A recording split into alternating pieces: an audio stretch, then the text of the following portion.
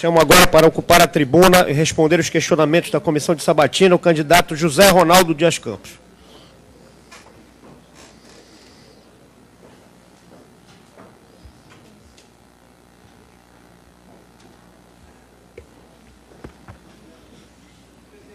Pronto. Conselheira Janaína Calandrini. Conselheiro Caiate.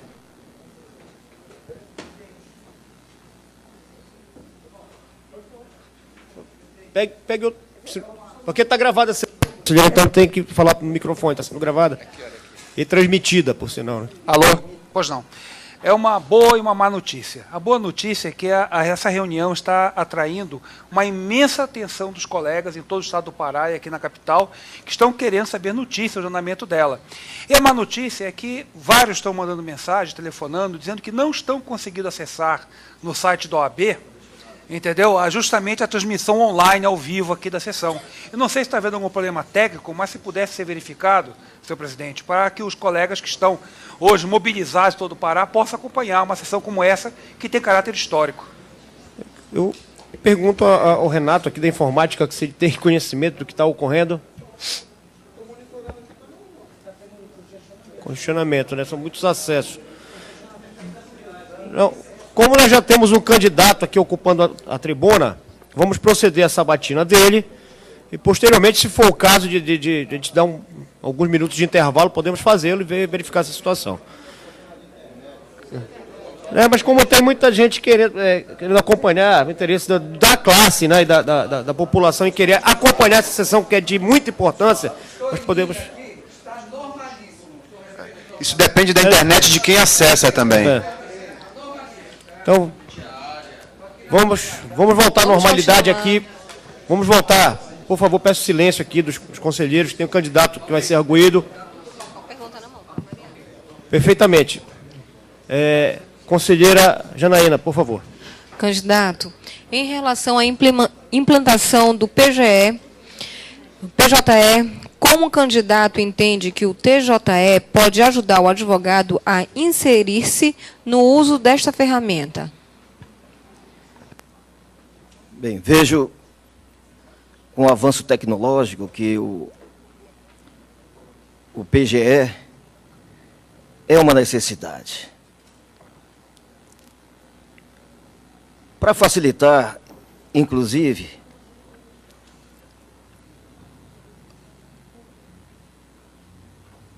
os trabalhos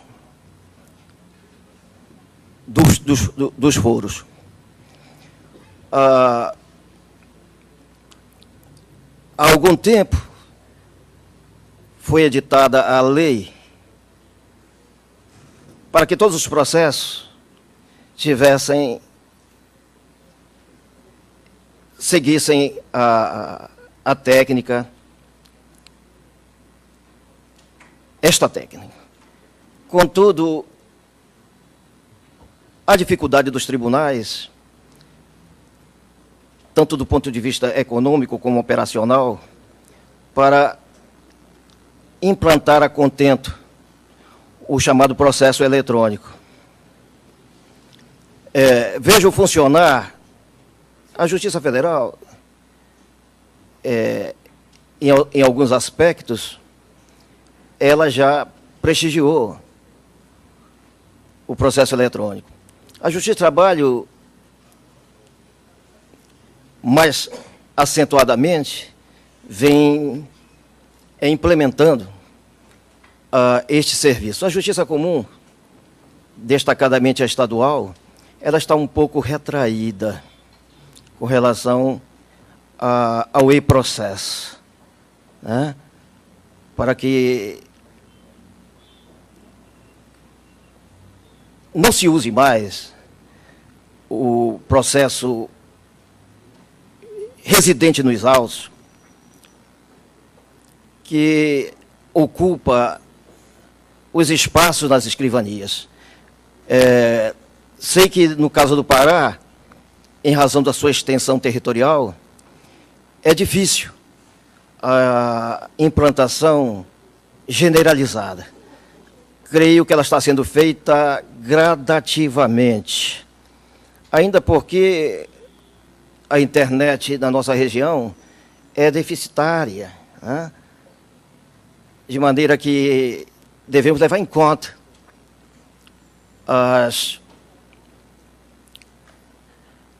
o que o próprio Estado, o que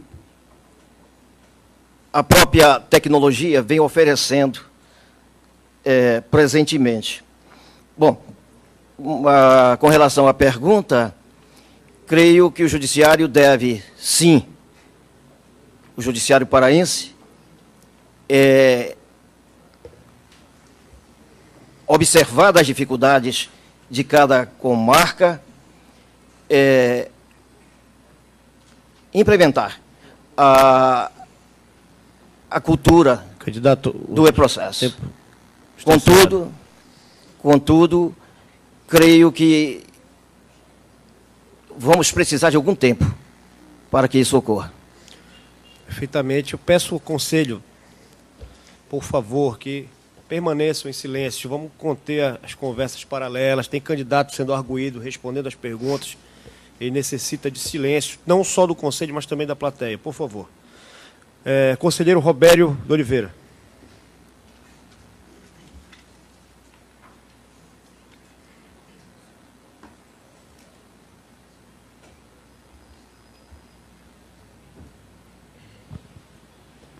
Candidato, o desembargador oriundo do 5º Constitucional pela classe dos advogados tem por obrigação votar a favor dos requerimentos administrativos da OAB, como o relativo às férias dos advogados, por exemplo?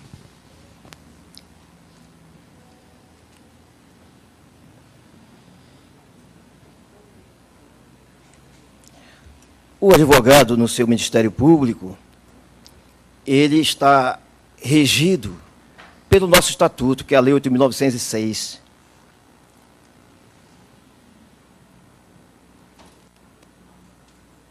De maneira que não vejo nenhuma possibilidade do tribunal regulamentar ou criar qualquer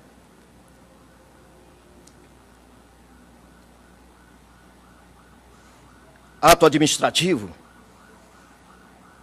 neste sentido. As férias do advogado. O Conselho Nacional de Justiça, bem recentemente, em tutela de urgência, determinou, enquanto não se julgasse a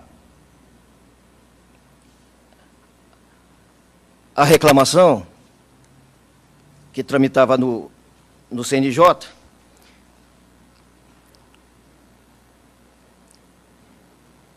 que o advogado teria as férias no mês de janeiro presente, com suspensão dos prazos, inclusive. A Justiça Federal obedeceu, a Justiça do Trabalho obedeceu, a Justiça Comum Estadual, em parte. Com relação à pergunta, sendo objetivo, creio que nós devemos lutar para que o advogado tenha, sim, um período de férias, com suspensão de prazo, e que esta regra seja inserida como lei ordinária no nosso próprio estatuto e obedecida pela jurisdição nacional em todas as suas esferas. Então, é imprescindível as férias aos advogados, contudo, há necessidade de uma norma própria para que seja obedecida.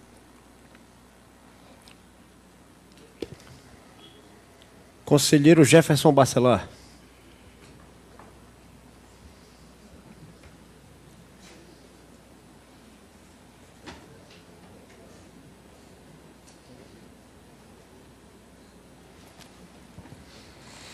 Candidato, qual a sua compreensão acerca do princípio fundamental da razoável duração do processo inserido na Constituição Federal através da Emenda Constitucional número 45 de 2004. A Emenda 45, que é de 84, ela inseriu no artigo 5º da Constituição Federal o inciso 78, justamente para prestigiar a razoável duração do processo. Diria que este princípio ele já existia antes da Emenda 45, implicitamente, que é o princípio da economia.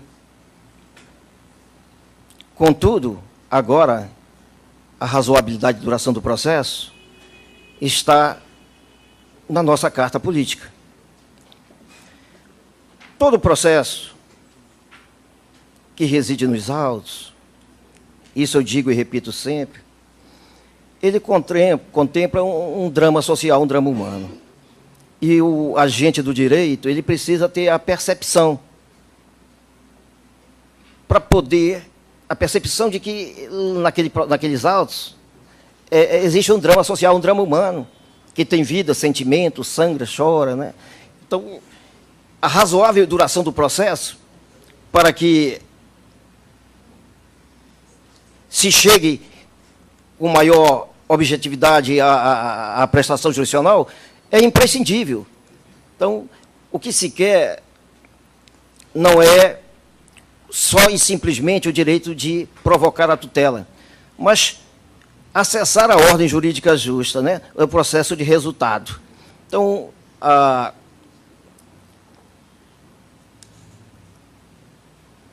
razoável duração do processo, hoje na Constituição, só veio repisar o que já definia como princípio fundamental do processo, que é a economia. Então, é um dos princípios básicos. Tá? O processo deve chegar a bom termo de forma efetiva, trazendo a prestação jurisdicional e a própria utilidade, né? Seja mediante a sentença, a cognição, na fase cognitiva, ou na executiva, que entrega o objeto imediato da ação, né? Então, qual é a compreensão a respeito, acerca do princípio fundamental da razoável duração do processo? A compreensão é de que ele é imprescindível, né? O processo deve chegar a bom termo, eficazmente, dentro do menor espaço de tempo possível. 18. Conselheiro Denis Serruia.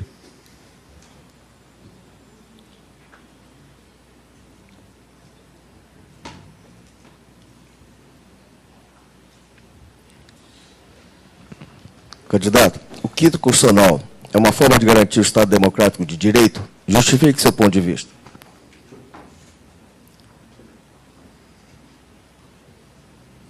É assim. Por quê?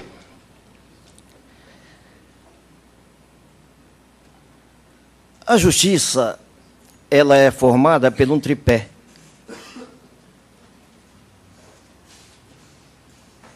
Que são os agentes do direito: advogado, juiz e promotor.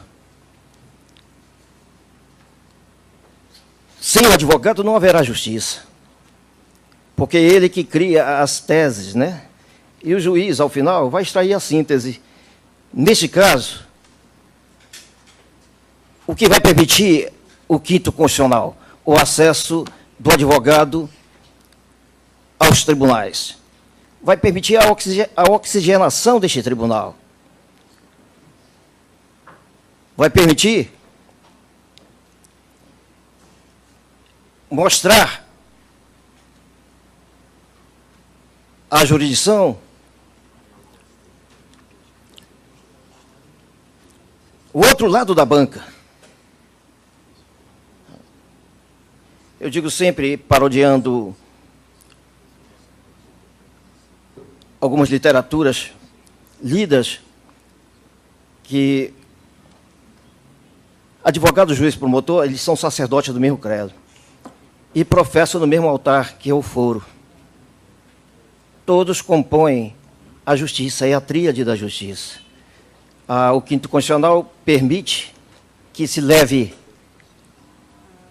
ao Poder Judiciário, a experiência do advogado,